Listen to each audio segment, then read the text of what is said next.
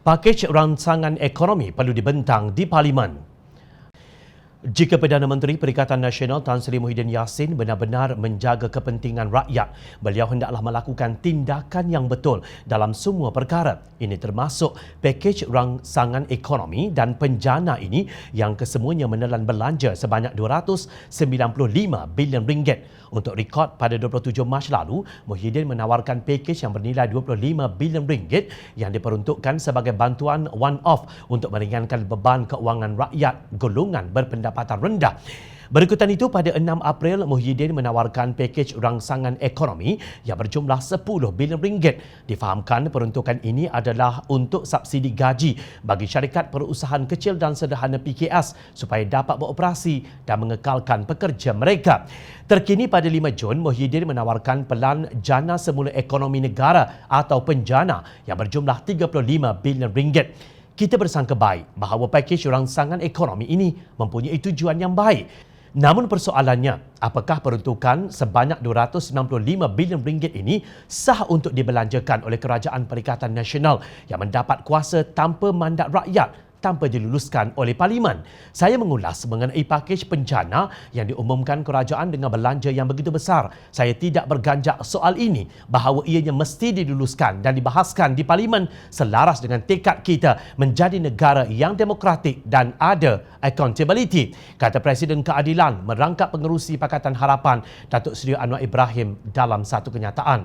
Anwar menyeru supaya belanjawan itu dilaksanakan berdasarkan peraturan yang sah. Apakah kita belanja itu ikut peraturan yang sah, ikut kaedah yang sah supaya jangan ada kebocoran, ketirisan, kecurian, rompakan di tengah jalan? Apakah sampai ke kumpulan sasaran kita?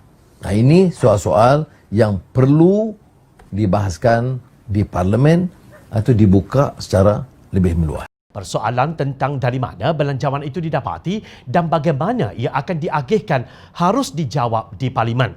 Sementara itu, Ahli Parlimen Pasir Gudang Hassan Karim mempersoalkan sama ada Kerajaan Perikatan Nasional pimpinan Muhyiddin sebuah kerajaan yang sah yang boleh membelanjakan RM295 bilion tanpa diluluskan oleh Parlimen.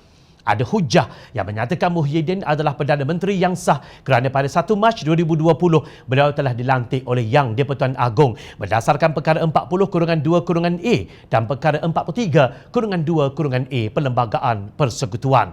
Perkara 43-2-A Perlembagaan Persekutuan menyatakan bahawa Yang di-Pertuan Agong hendaklah terlebih dahulu melantik sebagai Perdana Menteri untuk mempengerusikan jemaah menteri seorang ahli Dewan Rakyat yang pada hematnya mungkin mendapat kepercayaan majoriti ahli Dewan Rakyat itu. Jelas Hassan Karim yang juga seorang peguam. Namun Hassan berkata, hujah tersebut benar hanya setakat isu pelantikan Perdana Menteri oleh Yang di-Pertuan Agong berdasarkan perkara 40-2-A dan perkara 43-2-A. Tetapi sama ada Muhyiddin benar-benar mempunyai jumlah sokongan majoriti yang mencukupi di Dewan Rakyat perlu dibuktikan secara sahih di dalam prosiding Dewan Rakyat, katanya. Justru di sebalik pencak silat pemimpin politik, apakah yang dikehendaki oleh rakyat sebenarnya? Rakyat Malaysia mahu ekonomi yang mantap, kebajikan rakyat yang terjamin dan reformasi sistem tabik urus yang telus dan berintegriti. Menurut laporan statistik utama tenaga buruh di Malaysia Mac 2020 yang dikeluarkan Jabatan Perangkaan Malaysia, jumlah penganggur meningkat 17.1% kepada 610.5 ribu dengan kadar 3.9% daripada angka pada bulan sama 2019. Beban sara hidup rakyat makin meningkat akibat harga bahan mentah makanan harian naik mendadak.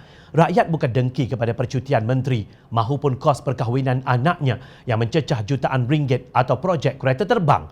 Rakyat hanya mahu sebuah kabinet yang bertanggungjawab terhadap suara-suara kecil mereka tentang belanja anak-anak bersekolah, rumah untuk berteduh dan rawatan untuk mereka yang memerlukan. Bagi Pakatan Harapan, tunaikan janji sebelum pilihan raya umum ke-14 bukan melayan ego yang membengkak kerana ingin menjadi Perdana Menteri sehingga maut menjemput pergi. Rakyat mahu kepimpinan baharu yang komited kepada reformasi total terhadap tadbir urus dan institusi negara.